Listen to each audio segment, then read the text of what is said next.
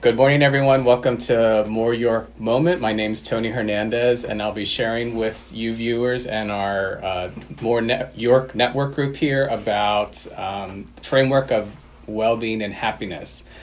So a quick background story around this. About 4 years ago, I was at an institute out in St. Louis, Missouri for public and private school teachers.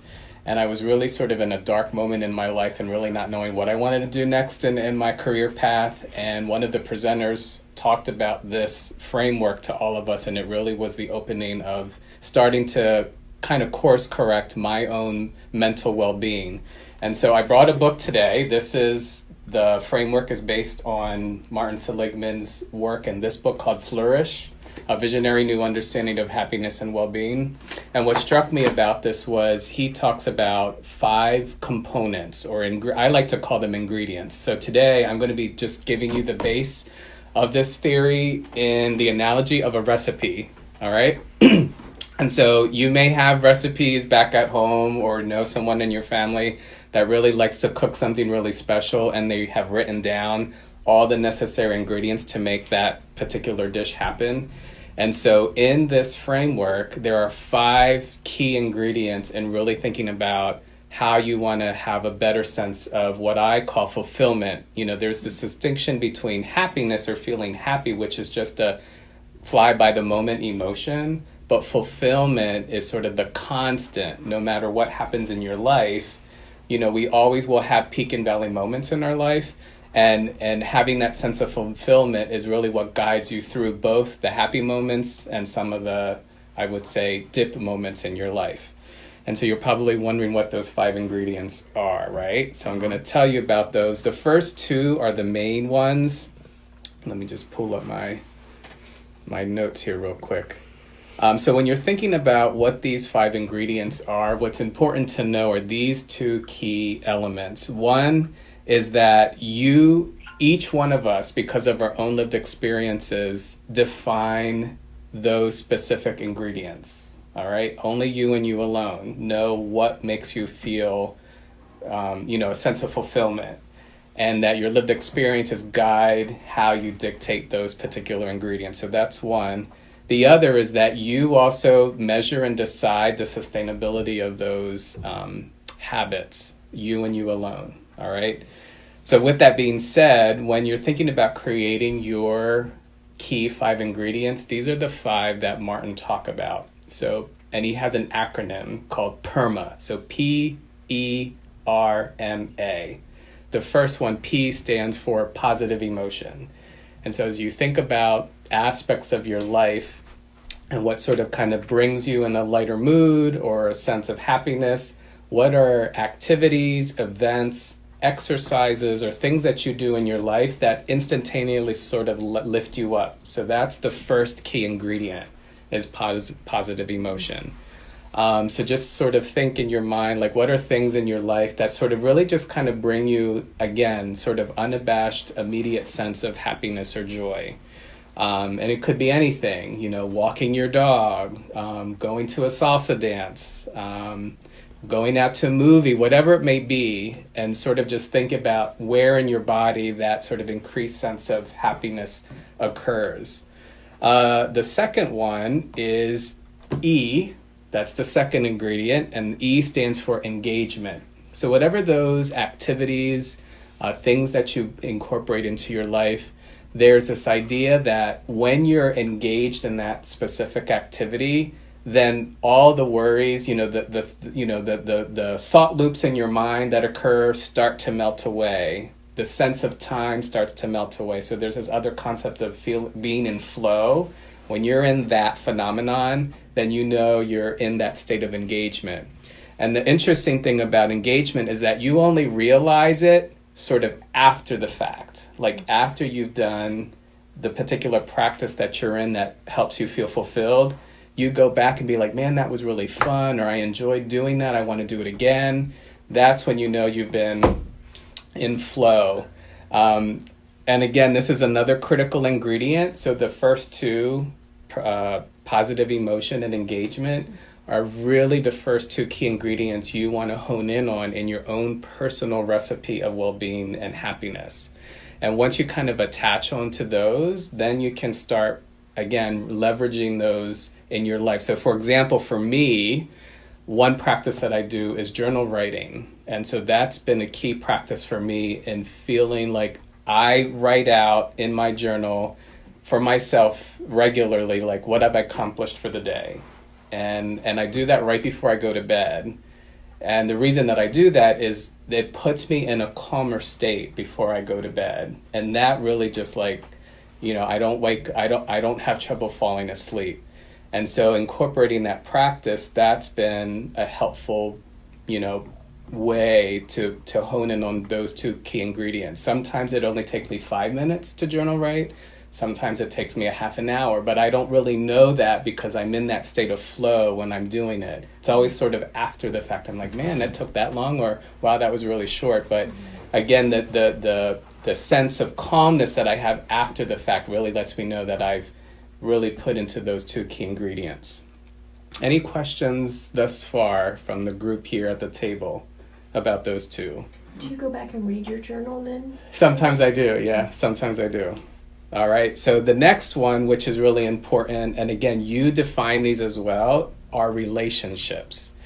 So one of the things that's sort of counterintuitive in our culture is that you got to do things all on your own, and we're hardwired to really have a core group of people, whether it's family, friends, that support us and seeing us in our most best self.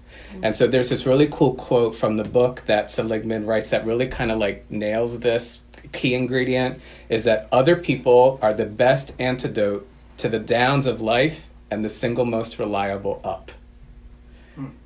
And so, key people in your life that, again, see you go through your journeys, but they're always there, And there's different types of relationships, too. So there's going to be people in your life that just pour into you unconditionally. You need those types of relationships. Then there's other relationships where it's sort of like an equal, where you're pouring into them, they're pouring into you. And then there's also other relationships where you're sort of the receiver. People come to you to seek out your advice as well. And so thinking about those types of relationships in your life is another key ingredient in really having this, again, sense of fulfillment. The next one is a biggie. M stands for meaning. And the way Martin Seligman defines this is that meaning is this idea of that you're kind of putting out into the universe a sense of belonging, that you're serving a bigger purpose than yourself. And so when you're in an activity that, again, you're not expecting anything back, you're just doing it for its own sake, is because, again, you're elevating yourself, that I'm engaging in this because I know it's meant to serve a bigger purpose. And so as you think about, again, in your own journeys of life, where have been those moments where you really kind of felt, I'm doing something that sort of transcends my physical space and what I'm doing? That's a good key indicator that that's something you want to continue doing in your life. And then the final ingredient, A, is for accomplishments. And Martin Seligman likes to refer to this as achieving life. And again, we're in an environment where receiving awards or competition or winning are important. And he acknowledges that it's important for you to kind of, acknowledge the things that you do. But then another way to think of accomplishments is that, again, when you're doing something for the sake of doing it, it's just seeking that momentary finish line, if you will, in its extended form. So even in the moment you're relishing winning, but that it's, again, carrying on because it's further forwarding this greater purpose that you see in your own life. So he likes to say that accomplishments are seeking accomplishments in the momentary form and also in its extended form. And so, like, an example for myself, like, one of the things, I go back to my journal writing, is one of the first things I do is I list out all of my accomplishments for the day, whether it's small or big, whatever. So, like, one of the first things I write is the time I woke up. That's an accomplishment. Making dinner for the family. That's an accomplishment. And then I also write accomplishments for my work life. So things that I've done for my business, accomplishments that I've completed with clients. And then I read that, to see like, yeah, this is what I've done today. So in the moment, I felt good about it. And then in the extended form of my journal entry, I get to sort of relive, that experience. And this really was very compelling for me when I first learned about this particular framework. And when I got home back from St. Louis, the first thing I did was purchase the book so that I could read and learn more about the framework. And he also provides a couple of different exercises in the book that I found useful and helpful too. So just quick shout those out. So in this idea of practicing or increasing positive emotions, one exercise that he talks about, which you may be familiar with, he calls them kindness exercises. And so one is sort of doing something unexpectedly for someone else. And again, he suggests doing it for people that are in your relationship circle, like they're not they don't suspect it, but because you've planned and engineered this act of kindness, again, that elevates your sense of positive emotion, and it's something that the person will receive unexpectedly as well. And then again, just kind of noticing your mood. And so one of the things that I do sometimes when I'm facilitating, especially with teachers or groups, I'll do my act of kindness exercises. I call it quote dropping. So I have an envelope of inspirational quotes that I've collected over the years, and then I'll just sort of pass them out as a little parting gift at the end of the day as my act of kindness. So I'm imparting a little small. And that, again, that makes me feel good, and I know I'm giving something good to the other person. So another exercise that he shares, which engages engagement, meaning, and purpose, those two key elements, is what he calls a gratitude visit. So it's like taking the kindness exercise, but even a little bit more further, because we are inherently hardwired to connect with people. He actually invites you to think of a person you haven't really seen in a long time, or that sometimes you just can't always be together, and then just, again, sort of arrange a visit with that person. And then when you do, in preparation, you write a letter and then read it to them in person. And again, sort of that, what does that really kind of evoke in having that? And there's a cool YouTube video that sort of has a similar exercise. I forget the name of it, but the presenter who shared this with us in St. Louis always goes back to this. It's like, I think it's the Happiness Project, but the narrator invites people to write a letter, and then he tells them to call that person up and then to read the letter to them. And so the whole YouTube video is about, again, the reaction, and then he provides data and research, like what happens when you do this work in the brain, and then how that really helps create a better sense of well-being and flourishing. And then in final, this helps with your sense of accomplishment. He has this exercise called What Went Well exercise. And so it's, again, going back to once you've done a particular activity, replaying it for yourself, and rather than sort of knocking yourself down, like this didn't go right, this didn't go right, this didn't go right, instead really kind of name for yourself the things that did go well. So those are just a couple of exercises I found very helpful in this work, and I still continue to use them to this day. And any questions from the group? So that's my riff about well-being and happiness.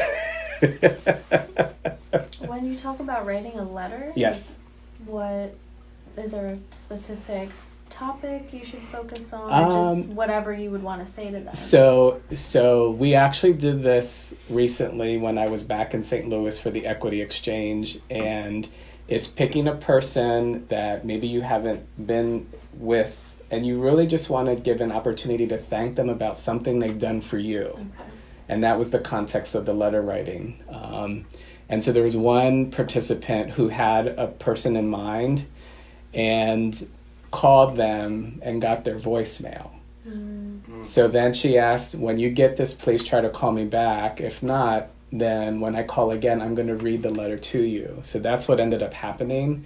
But then that person, once she received the voicemail, called her back And then they set up a time to get together in person. So it's really just your opportunity to give gratitude and thanks. And what was it that they did? Like, really, what was it that they did? And so in this case, Naomi was her name. She was relaying the first time that they ever met and just what she did for her in their first encounter. So anything like that is the purpose of you getting down your thoughts, is really just thanking them for, because they may not know. There's people that come in our life that we have no idea the impact that they've had, and it's that opportunity to express gratitude of that impact. Okay. Any other questions? The positive focus, Tony, is Yes. that one of those? Not one of those. Is that an effective way of helping somebody move through negative emotions? Yes, I would say yes. So in his book, he talks about that with what the military has done with his particular framework, especially veterans returning from war and handling PTSD, and focusing on, eliciting positive emotions through what you've done to start decreasing the after effects of PTSD. So yeah, it really does, and it's counterintuitive, but the more you do relay on positive features and acknowledge things that have gone well, it actually does decrease, depression, sense of loss, things like that. Yeah. Wonderful. Thank you. You're welcome. Thank you, Tony. Sure. So those viewers out there, thank you for watching. If you have any questions or comments, don't be afraid to put them in the comment box on Facebook, and we'll see you again next time.